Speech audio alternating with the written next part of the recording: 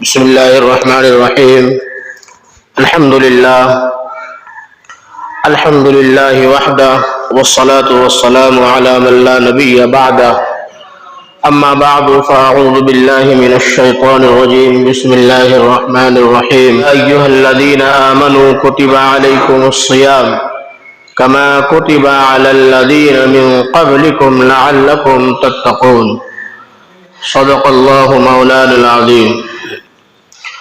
معزز اور مکرم سامعین، پیارے دینی بھائیوں، بزرگوں اور میری آواز کو سننے والی پیاری ماں اور بہنوں، اللہ رب العزت نے ہمیں اور آپ کو بالآخر وہ مہینہ عطا فرما دیا جس کا ہم اور آپ بے صبری سے انتظار کر رہے تھے۔ رمضان کا یہ مقدس اور مبارک مہینہ اللہ تعالیٰ نے ہمارے اوپر سایہ فغن کیا۔ اللہ کا یہ مہمان آج ہمارے پاس آ گیا۔ اس سے پہلے ہم نے رمضان کی بہت ساری فضیلتیں بتائی تھی کہ یہ رمضان کیا ہے اور اس کی حقیقت کیا ہے۔ اگر آدمی یہ سمجھ لے کہ رمضان میں کیا چیز ہے، روزے میں کیا ہے، اللہ نے کتنی خوبیاں اس میں رکھی ہیں اور کتنے فائدے ہیں، تو وہ ہمیشہ یہی تمنا کرے گا کہ کاش پورا سال رمضان ہو جائے اور پورے سال کے ہم روزے رکھنے والے بن جائیں، ایک دن بھی ہم روزہ نہ چھوڑیں۔ انسان کی یہ تمنا ہوگی۔ روزے کے بے شمار فضائل ہیں، بے شمار برکتیں ہیں، اللہ نے اس میں بے شمار خوبیاں رکھی ہیں۔ اللہ تعالیٰ نے 5 عبادات، 5 چیزیں فرض کی۔ ایک تو ایمان ہے جو بنیادی چیز ہے۔ اگر کسی کے پاس ایمان نہیں ہے، وہ مومن نہیں ہے، تو جتنے چاہے عمل کر لے، اس کو اس عمل کا، اس عبادت کا ثواب نہیں ملے گا۔ اگر کسی کے پاس ایمان آ گیا یا وہ ایمان والے گھر میں پیدا ہو گیا، اللہ نے ایمان کی دولت سے نواز دیا، اب اللہ نے فوراً کہا کہ تمہارے اوپر 4 فرائض ہیں، اللہ کے 4 فرض، 4 قرض ہیں۔ نمبر 1 میں نماز۔ اس کے بعد پھر جب رمضان کا مہینہ آ جائے، 11 مہینہ کھاؤ پیو، لیکن 1 مہینہ اللہ کو دے دو، 1 مہینے کا روزہ۔ اگر تمہارے پاس اتنا مال آ جائے کہ تم اہل و عیال، بیوی بچوں کو خرچ دے کر مکے تک جا کر کے حج کر کے واپس آنے تک پورا خرچ تمہارے پاس ہو بچت میں، تو حج فرض ہو گیا، نہیں ہے تو حج فرض نہیں ہے۔ اس طریقے سے مال ہے، سال بھر رکھا ہوا ہے، ضرورت سے زیادہ ہے،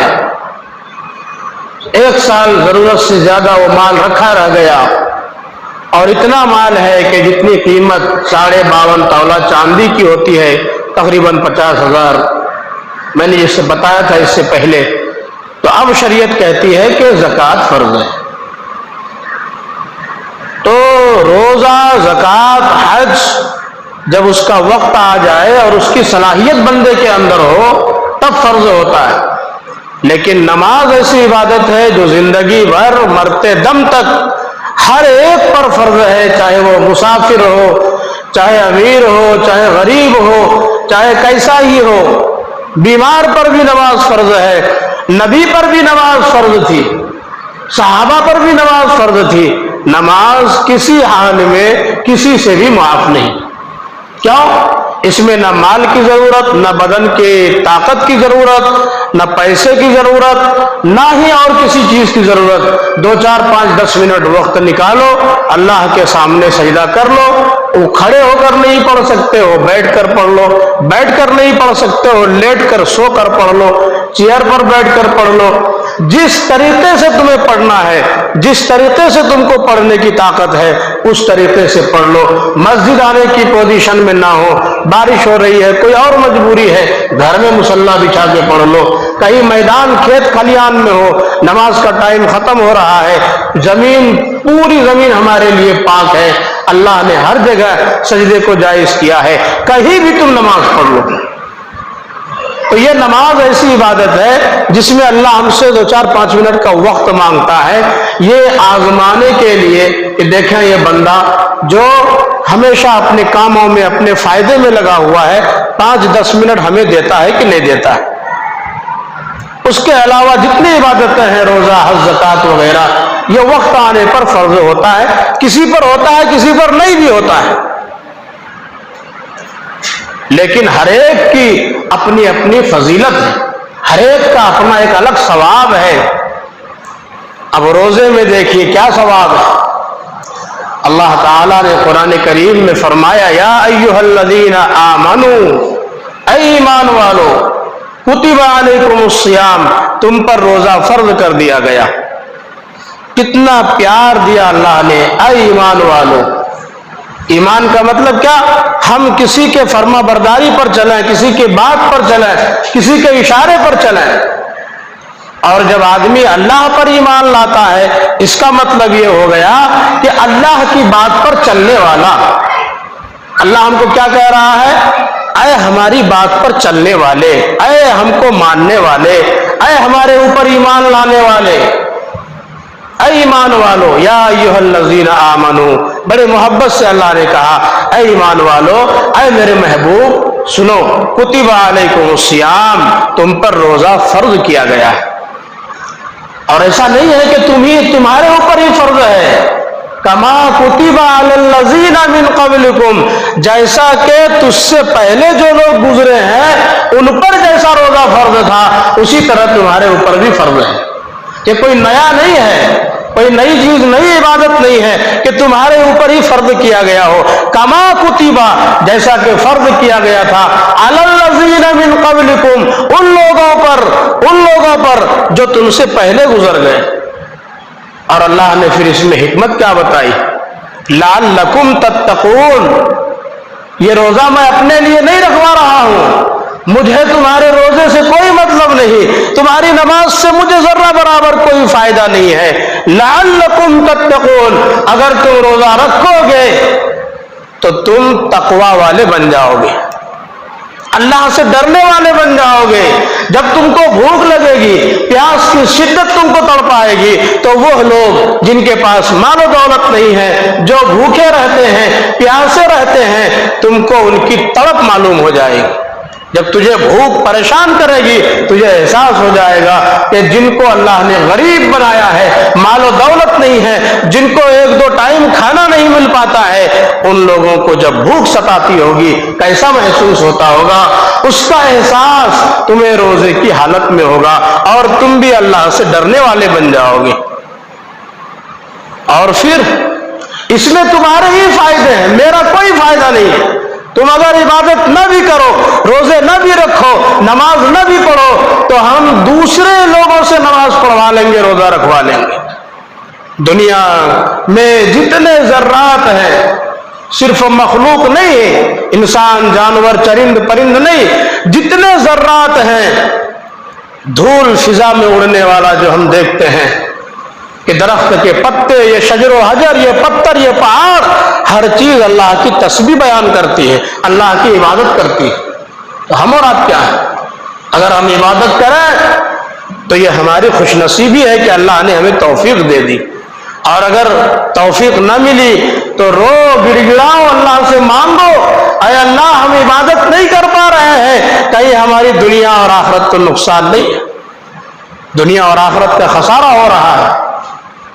بہرحال تو روزے کا ایک فائدہ بتایا، لعلکم تتقون، تم روزہ رکھو گے اللہ کا ڈر پیدا ہوگا۔ اس میں کیا حکمت ہے؟ اللہ کا ڈر کیسے پیدا ہوگا؟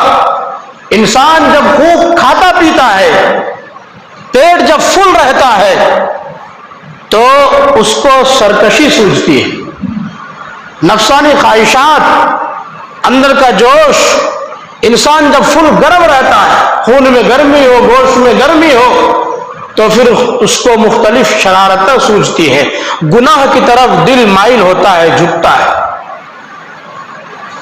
تو پیٹ جب بھرا ہو تو اللہ کی یاد نہیں آتی، اللہ کا ڈر دھیرے دھیرے دل سے نکلتا جاتا ہے، لوگ دوسرے چیزوں میں، غلط کاموں میں لگ جاتے ہیں۔ لیکن جب بھوک لگی ہو اور پیاس کی شدت جب ستا رہی ہو، تڑپا رہی ہو، جب پیٹ خالی ہو جائے، پیٹ گرم ہو جائے، تو پھر وہ ذات یاد آتی ہے جس کو ہم اور آپ اللہ کہتے ہیں، جس نے ہم سب کو بنایا ہے۔ ہم اس کو پکارتے ہیں، اے اللہ ہم تو بھوکے ہیں، اے اللہ ہم تو پیاسے ہیں، ہمیں بھوک تڑپا رہی ہے، پیاس کی شدت ہے، اے اللہ ہم پر رحم فرما۔ انسان رمضان کے علاوہ دنوں میں بھی اگر کہیں ایسی جگہ پر ہو جہاں اس کو کھانا اور پانی نہ ملے، بھوک سے پریشان ہو، بھوک سے نڈھال ہو، تو وہ فوراً، چاہے وہ انسان مسلمان ہو یا نہ ہو، کوئی بھی ہو، وہ فوراً اپنے معبود کو، اپنے اللہ کو یاد کرے گا۔ ہر انسان کا کنیکشن اللہ سے ہے، ہر انسان جانتا ہے کہ کوئی پیدا کرنے والا ایک ہی ہے جس نے سب کو بنایا ہے، وہ اس کو پکارتا ہے کہ ہم سب، ہمارے حال پر رحم فرما دے، ہمارا انتظام کر دے، ہم بھوک سے تڑپ رہے ہیں، مر رہے ہیں، اللہ کو پکارتا ہے۔ تو جب روزے کی حالت میں ہوگا تو انسان کو جب بھوک ستائے گی، اللہ کی یاد آئے گی، وہ گناہوں سے بچنے والا ہو جائے گا، گناہ کی طرف اس کا دل نہیں جھکے گا، نیکی کی طرف جائے گا، اللہ کی فرما برداری کی طرف جھکے گا، عبادت کی طرف آئے گا، اور اس طریقے سے اللہ کا ڈر اور دل میں تقوی پیدا ہو جائے گا۔ اور پھر یہی نہیں، سائنس نے اسی وقت سے آج تک جو تحقیق پیش کی روزے کی، بڑے بڑے ڈاکٹرز روزے کے جو فائدہ بتاتے ہیں، وہ سن کر ہم اور آپ حیران ہو جائیں گے۔ آج بہت سارے نان مسلم، غیر مسلم بھی روزہ رکھتے ہیں اور 1 مہینہ روزہ رکھتے ہیں، ہمارے اور آپ کی طرح۔ اگرچہ وہ ثواب کے لیے نہیں رکھتے، وہ اپنے جسم کے فائدے کے لیے رکھتے ہیں۔ انہوں نے جب ریسرچ کیا، تحقیق کی، تو یہ بات سامنے آئی کہ اگر لگاتار 1 مہینہ روزہ رکھا جائے تو اس سے جتنے زہریلے مادے جسم میں پیدا ہوتے ہیں، پیٹ میں اور پورے جسم میں، وہ زہریلے مادے روزے سے ختم ہو جاتے ہیں۔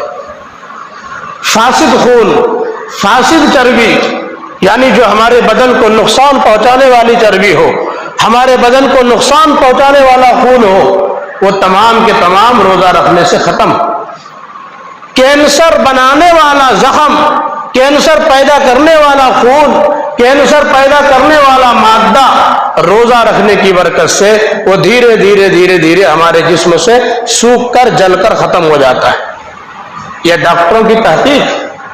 ہمارا خون بالکل صاف و شفاف ہو جاتا ہے، روزے سے دماغ کو طاقت ملتی ہے اور دماغ پہلے سے زیادہ کام کرنا شروع کر دیتا ہے، عقل میں تیزی آتی ہے۔ جب انسان لگاتار روزہ رکھتا ہے تو اس روزے سے دماغ میں ایک ایسی شعاع پیدا ہوتی ہے، ایک ایسا مادہ پیدا ہوتا ہے جو دماغ کے پورے رگوں میں، پورے رسوں میں دوڑتا رہتا ہے اور وہ دماغ میں تیزی پیدا کرتا رہتا ہے، دماغ میں سوچنے کی صلاحیت کو بڑھاتا رہتا ہے اور انسان کو پہلے سے زیادہ چست اور پھرتیلا بنا دیتا ہے۔ اور بھی بے شمار فائدے ہیں۔ آپ دیکھیے، دنیاوی ڈاکٹروں کو پوچھئے، طبی نالج لیجئے کہ روزے کے کتنے فائدے، اور اللہ نے یہاں صاف فرمایا کہ روزے سے تمہارا روحانی فائدہ ہوگا، اللہ کا ڈر تمہارے اندر آئے گا، دوسروں کے بھوک اور پیاس کا احساس ہوگا۔ تو روزے دار کے لیے یہ سارے فائدے اللہ نے روزے میں رکھے، یہ ساری حکمتیں ہیں۔ اور فرمایا تمام اعمال کا بدلہ میں نے فکس کر دیا، نماز پڑھو گے تمہیں اتنا ثواب ملے گا، اتنی نیکی ملے گی، تم زکوٰۃ دو گے تمہیں 1 کا 10 ملے گا، تم یہ کرو گے تمہیں اتنی نیکی ملے گی، حج کرو گے تمہیں اتنا ثواب ملے گا۔ لیکن سنو، اگر تم روزہ رکھو گے، اگر تم رمضان کا روزہ میرے لیے رکھو گے، میرے لیے بھوک اور پیاس کو برداشت کرو گے، تو میں اس کا ثواب کیا دوں گا وہ ہم نے کسی کو نہیں بتایا، نہ ہم نے کسی نبی کو بتایا، نہ ہم نے کسی صحابی کو بتایا، اور نہ ہی ہم نے کسی فرشتے کو بتایا۔ صاف اللہ نے کہا، حدیث قدسی ہے کہ جو شخص روزہ رکھے گا انا اجزی بھی، اس کا بدلہ میں خود اپنے ہاتھ سے دوں گا۔ علماء نے اس کا ایک مطلب یہ بھی نکالا کہ اس کا ایک اعراب ہے انا اجزا بھی، کہ جو آدمی رمضان کا روزہ میرے لیے رکھے گا انا اجزا بھی، میں بدلے میں کیا دوں گا؟ میں بدلے میں خود اسی کا ہو جاؤں گا۔ روزے کے بدلے میں اللہ تعالی ہی ہمارا ہو جاتا ہے، یہ اللہ خود فرما رہے ہیں۔ کوئی فکس نہیں، میں جتنا چاہوں گا تجھے اپنے ہاتھ سے دوں گا۔ کل قیامت کے دن آخرت میں جب تم میرے پاس آؤ گے، روزے کا بدلہ میں تمہیں اپنی جانب سے دوں گا۔ کسی کو یہ راز نہیں بتلایا، اسی لیے تو حدیث میں کہا گیا کہ روزے میں کیا ہے، اگر بندہ جان لے پوری زندگی پوری عمر تمنا کرے گا کہ سارا سال رمضان ہو جائے اور میں روزہ رکھا کروں۔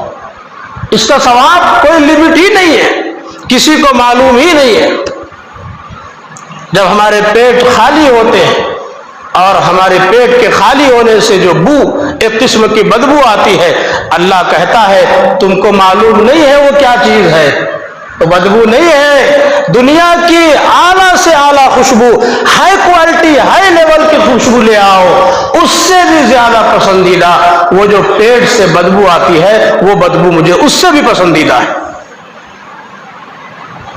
اور جب تم افطار کے لیے بیٹھو گے، اس وقت اللہ کی نعمتیں تمہارے سامنے ہوں گی، اس وقت تمہارے لیے سب سے بڑی خوشی یہ ہوگی، تم دعا کے لیے ہاتھ اٹھاؤ، میں تمہارے دعا کے انتظار میں رہتا ہوں، تم جو بھی دعا کرو گے افطار کے وقت میں تمہاری اس دعا کو ضرور قبول کروں گا۔ افطار کے وقت کی دعا رد نہیں ہوتی ہے، ضرور قبول ہوتی ہے، بس غلط اور ناجائز دعا نہ ہو، دعا صحیح ہو۔ یہ اللہ نے ہمیں اور آپ کو دیا۔ آپ صلی اللہ علیہ وسلم نے فرمایا 5 چیزیں ایسی ہیں جو صرف ہمارے روزہ داروں کو دی گئی، اس سے پہلے کسی روزہ دار کو نہیں دی گئی۔ ہمارے نبی کے آنے سے پہلے بھی جو تھے وہ بھی روزہ رکھتے تھے، کسی کا روزہ رات سے سٹارٹ ہوتا تھا، کسی کا روزہ الگ طریقے سے ہوتا تھا۔ یہ جو روزہ ہم اور آپ لگاتار 1 مہینہ رکھتے ہیں، اس طرح سے روزہ کبھی بھی اس سے پہلے فرض نہیں ہوا، یہ ہمارے نبی کی برکت سے ہمیں اور آپ کو ملا۔ تو 5 چیزیں ایسی ہیں جو پچھلے کسی امتی کو نہیں ملی۔ نمبر 1، جب پہلی رات آتی ہے رمضان کی، اللہ تعالی مومن بندوں کی طرف رحمت کی نگاہ سے دیکھتے ہیں۔ جس پر 1 مرتبہ اللہ تعالی رحمت کی نگاہ ڈال دے، اس کا کام بن گیا۔ اللہ رحم کی نگاہ ڈال دیتے ہیں۔ ہمارے بچے ہیں یا کوئی اور ہے، ہم خوب لاڈ پیار کر کے خوب رحم کی نگاہ سے اس کو دیکھتے ہیں، تو اس کا مطلب کیا ہوتا ہے آپ خود سوچ لیجئے۔ اسی طرح اللہ تعالیٰ رحم کی نگاہ سے ہمیں دیکھتے ہیں، ہمارے اوپر رحم اور کرم کا معاملہ فرماتے ہیں۔ دوسری چیز جو ابھی میں نے بتایا کہ ہمارے پیٹ سے جو بدبو نکلتی ہے، مشک اور زعفران اور کستوری سے زیادہ اللہ کے نزدیک پسندیدہ ہے۔ تیسری چیز یہ کہ روزے دار کے لیے دنیا کی تمام چیزیں اور اللہ کے پاک فرشتے اور ملائکہ، یہاں تک کہ سمندر کی مچھلیاں بھی دعائیں کرتی رہتی ہیں، اور یہ دعا دنوں رات صبح و شام 20 پہ 4 گھنٹے روزے دار کے لیے کرتے ہیں۔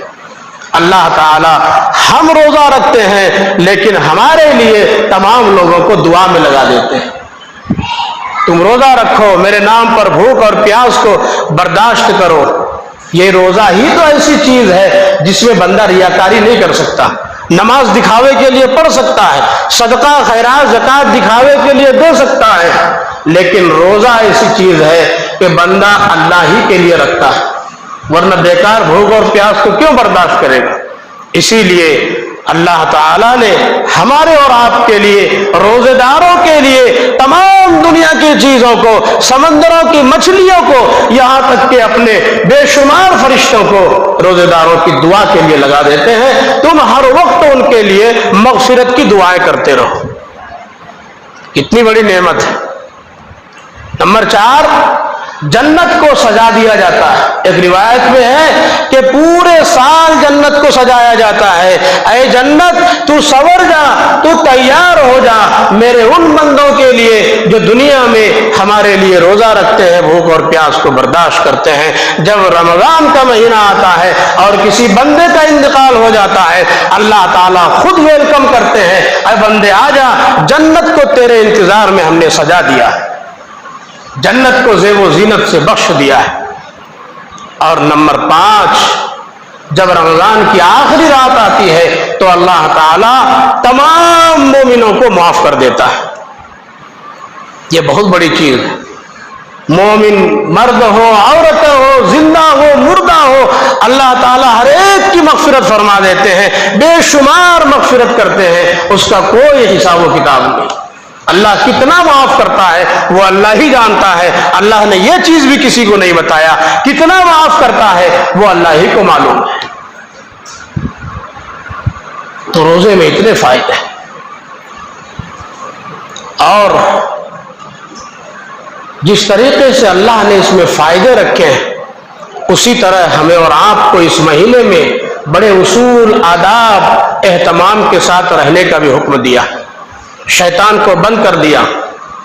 اب ہمیں اور آپ کو حکم دیا گیا کہ پہلے جو تم بیکار کاموں میں لگتے تھے اب تم ان کاموں سے پاک رہو. یہاں تک کہ اگر تمہارے سامنے کوئی بندہ لڑ جھگڑ رہا ہے، کوئی تم کو گالی دے رہا ہے، آپ صلی اللہ علیہ وسلم نے فرمایا اس کا جواب تم گالی سے مت دو، لڑائی سے مت دو، غلیظ زبان استعمال کر کے مت دو، بلکہ اس کو 2 مرتبہ کہو بھائی میں روزے سے ہوں، میرا روزہ ہے، میرا روزہ ہے. 2 مرتبہ سمجھا کر کے کہہ دو. اس میں تم گالی گلوچ اپنی زبان سے نہ نکالو. روزے کے اندر تم ہر ان لغو باتوں سے جس میں کوئی ثواب کا کام نہ ہو، جس میں کوئی ثواب نہ ہو، اس سے تم پرہیز کرو. کام کا نہیں، دنیاوی کام کی بہت ساری باتیں ہیں، جس میں ثواب نہ ہو اس سے بھی تم بچو. خالی ثواب والے اعمال کرو، قرآن کریم پڑھو، تسبیحات پڑھو، اور خوب اہتمام کے ساتھ اس رمضان کو گزارنے والے بن جاؤ. اب اس میں چند مسائل ہیں.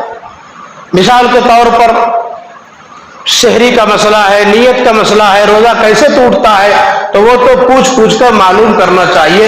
کچھ موٹے موٹے مسائل ہیں وہ میں آپ کو سمجھانے کی کوشش کر رہا ہوں.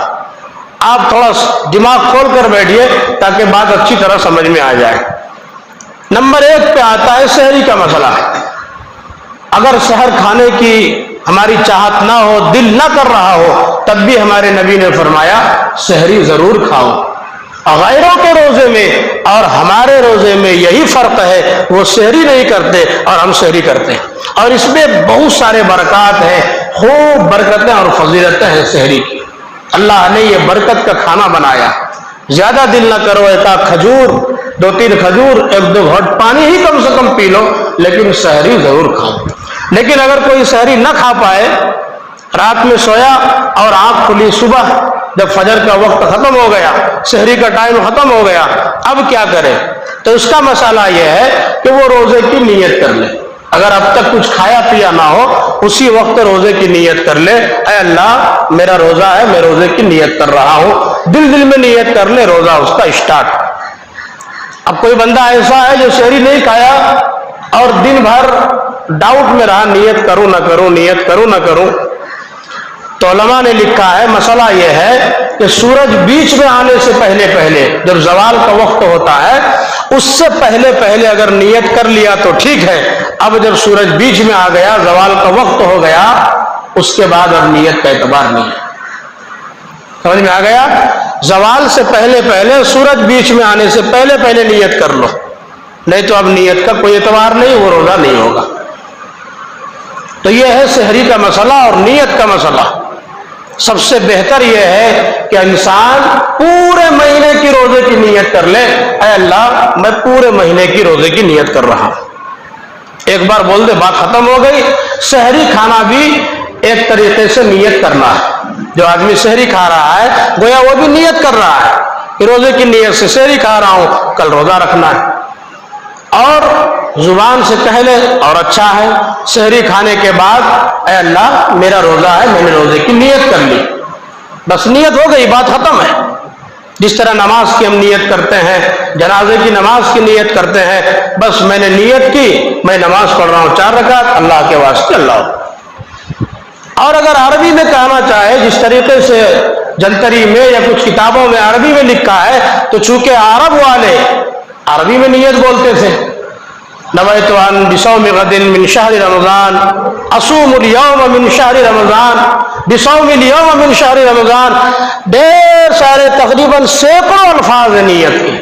جیسے ہم سب اردو والے ہیں، کوئی نیت کر رہا ہے اللہ میں آج کا روزہ رکھتا ہوں، اے اللہ میں روزے کی نیت کرتا ہوں، اے اللہ میں کل کے روزے کی نیت کرتا ہوں، اے اللہ میں آج کے روزے کی نیت کرتا ہوں، الگ الگ لفظ ہے۔ تو عربی کے اندر بھی جو عربی کتاب لکھنے والے ہیں انہوں نے 100 نیتیں لکھی ہیں عربی میں، کیونکہ وہ عربی میں بولتے تھے، عربی میں لکھ دیا، اب وہ سب نیتیں ہمارے پاس ہیں۔ اب بندہ پریشان ہوتا ہے، کہیں بصوم الیوم لکھا ہے، کہیں بصوم غد لکھا ہے، کہیں اصوم الیوم لکھا ہے، کہیں اصوم غد لکھا ہے، سمجھ میں نہیں آتا ہے۔ تو مسئلہ یہ سمجھ لیں کہ نیت دل کے ارادے کا نام ہے، ہم نے دل میں ارادہ کر لیا، نیت ہو گئی۔ اگر دل میں ارادہ نہیں ہے اور 1000 بار زبان سے بول لو اور دل میں کچھ نہیں ہے تو نیت ہی نہیں ہے۔ یہ نیت کا کلیئر مسئلہ ہے۔ اب لفظ چاہے جو بولو، اللہم اصوم غد، بصوم غد، جو بھی بولو آپ کی نیت وہی ہوگی۔ سحری کھا لیا وہی آپ کی نیت ہو گئی۔ تو نیت کے مسئلے میں کہیں پر بھی ہمیں نہیں الجھنا ہے۔ دوسری چیز، موٹے موٹے کچھ روزے توڑنے کے مسائل ہیں۔ روزہ ہمارا کیسے ٹوٹتا ہے؟ مثال کے طور پر ہم روزہ ہے اور کئی الٹی آ رہی ہے، تو مسئلہ یہ ہے کہ اگر خود بخود ہمیں وامٹنگ ہو رہی ہے، الٹی ہو رہی ہے، تو جتنا ہو جائے کوئی دقت نہیں ہے، خود اگر ہو رہا ہے تو۔ لیکن اگر آدمی جان بوجھ کر انگلی ڈال کر اگر الٹی کر رہا ہے تو اس میں لکھا ہے کہ اگر اتنا ہو جائے کہ اگر ایک ہی بار میں ہوتا تو منہ بھر کر یا منہ بھر کے ہو جائے، انگلی ڈالی اور ایک دم منہ بھر کر اگر اتنا ہو گیا کہ منہ بھر جاتا ہے ایک دم، تو پھر روزہ ٹوٹ جائے گا۔ اس سے کم ہو تو روزہ نہیں ٹوٹے گا۔ اور اگر الگ الگ جگہ پہ ہوئی، یہاں ہوئی، پھر 10 منٹ کے بعد کہیں، پھر 15 منٹ کے بعد الگ الگ ٹائم میں، تو اس کا اعتبار نہیں ہے۔ ایک ہی بار میں ہو اور منہ بھر کر اور خود جان بوجھ کر کرے، جان بوجھ کر انگلی ڈال کر کرے یا جس طرح بھی کرے، تب روزہ ٹوٹتا ہے۔ اسی طریقے سے ہمیں روزہ یاد ہے، وضو کرنے کے لیے بیٹھے ہیں، روزہ یاد ہے کہ ہم روزہ ہیں، اور پانی حلق میں چلا گیا، گلے میں چلا گیا، تو روزہ ٹوٹ جاتا ہے۔ اب یہاں ایک مسئلہ آتا ہے، ہم کہیں جا رہے ہیں، راستے میں مکھی اڑتی ہوئی ناک میں چلی گئی، یا مچھر یا اور کوئی چیز، گرد و غبار، تو اس سے روزے میں کوئی اثر نہیں پڑتا۔ اگر خود بخود چلی گئی تو، اور اگر ہم نے کوئی چیز سونگھ لیا، سونگھنے کا مطلب بیڑی، سگریٹ وغیرہ کا دھواں وغیرہ، اگر اس کو کھینچ لیا یا زور سے سونگھ لیا، اندر چلا گیا، اس سے روزہ ٹوٹ جائے گا۔ جان بوجھ کر کرنے سے ٹوٹ جاتا ہے، اور جو چیز جان بوجھ کر نہ ہو، خود بخود ہو، ہم کہیں سے گزر رہے ہیں، وہاں دھواں، آگ جل رہی ہے، دھواں آ رہا ہے، کوئی بیڑی پی رہا ہے، اس کی دھواں آ رہا ہے، تو ہم اس سے مجبور ہیں، ہم بچ نہیں سکتے ہیں۔ یا تو آپ وہاں سے ہٹ جائیں، اگر دھواں بہت زیادہ ہو کہ ہم ہٹیں گے تب بھی وہ دھواں میرے پاس آئے گا، تو اس سے وہ روزہ نہیں ٹوٹتا۔ جان بوجھ کر کرنے سے ٹوٹتا ہے، اگر خود بخود ہو جائے تو شریعت نے وہاں پر معاف کیا ہے، اس سے روزہ نہیں ٹوٹتا۔ یہ کچھ موٹے موٹے مسائل ہیں۔ اور کچھ جیسے آنکھ میں، ناک میں، کان میں دوا اور تیل ڈالنے کا مسئلہ ہے۔ اس میں بھی یہ ہے کہ اگر آنکھ میں ہم کچھ ڈالتے ہیں، آنکھ میں چاہے دوا ڈالیں چاہے تیل ڈالیں، آنکھ میں ڈالنے سے روزہ نہیں ٹوٹتا۔ لیکن اگر کان اور ناک میں ڈالیں گے تو کان کا مسئلہ یہ ہے، کان میں چاہے دوا ڈالو چاہے تیل ڈالو، اگر وہ بہت اندر ہو گیا، پردے سے اندر ہو گیا، تو پھر روزہ ختم ہو جاتا ہے۔ اور اگر معمولی ہے، باہر کے حصے میں ہے، پردے سے اندر نہیں گیا ہے، پردے سے باہر کے حصے میں ہے، تو پھر روزہ نہیں ٹوٹتا۔ اور ناک میں کچھ بھی ڈالو، اگر ناک کی نرم ہڈی جو ہے نتھنی، اس سے اگر اوپر چلا گیا تو روزہ ٹوٹ جائے گا، اگر نیچے ہے تو روزہ نہیں ٹوٹے گا۔ اب سر میں تیل لگاؤ، خوشبو لگاؤ، اور بھی مختلف چیزیں، مسواک کرو، اس سے روزہ نہیں ٹوٹتا۔ ایک مسئلہ آتا ہے بڑا اہم مسئلہ انجیکشن کا۔ اگر کوئی آدمی روزے کی حالت میں انجیکشن لے لے یا گلوکوز کی باٹل چڑھا لے تو کیا روزہ ٹوٹتا ہے؟ تو صحیح مسئلہ یہی ہے کہ اس سے بھی روزہ نہیں ٹوٹتا، لیکن روزے کی حالت میں انجیکشن لینا، گلوکوز وغیرہ چڑھانا مکروہ ہے۔ لیکن اگر کوئی بیمار ہے، مجبور ہے، پریشان ہے اور ضروری ہے انجیکشن لینا تو لے سکتا ہے، اس سے روزہ نہیں ٹوٹتا۔ روزے کی حالت میں صحیح مسئلہ یہی ہے کہ آدمی انجیکشن لے سکتا ہے۔ اب اگر آدمی پیٹ بھرنے کی انجیکشن لے لے تو بھائی تو وہ تو اس کی شیطانی ہے، سرکشی ہے۔ لیکن اگر ویسا بھی کوئی کر رہا ہے کہ چلو بھائی طاقت مل جائے گی بدن میں، تب بھی لکھا ہے مکروہ تو ہے لیکن روزہ ٹوٹتا نہیں ہے، اس لیے کہ انجیکشن کے ذریعے سے جو بھی دوا پہنچائی جاتی ہے وہ پیٹ میں نہیں پہنچتی، رگوں میں، نسوں میں، گوشت میں رہتی ہے۔ اس لیے انجیکشن سے یا گلوکوز چڑھانے سے روزہ تو نہیں ٹوٹتا، مکروہ ہے، اس سے پرہیز کرنا چاہیے۔ یہ کچھ موٹے موٹے مسائل ہیں۔ اللہ تعالی ہمیں اور آپ کو خوب اہتمام کے ساتھ، اصول و آداب کے ساتھ روزہ رکھنے کی توفیق عطا فرمائے، اور جو اس پر انعام ہے، جو اجر ہے، جو وعدہ، جو ثواب اور جو نیکی ہے، اللہ ہمیں اس کا پورا پورا بدلہ آخرت میں عطا فرمائے۔ وآخر دعوانا الحمدللہ رب العالمین۔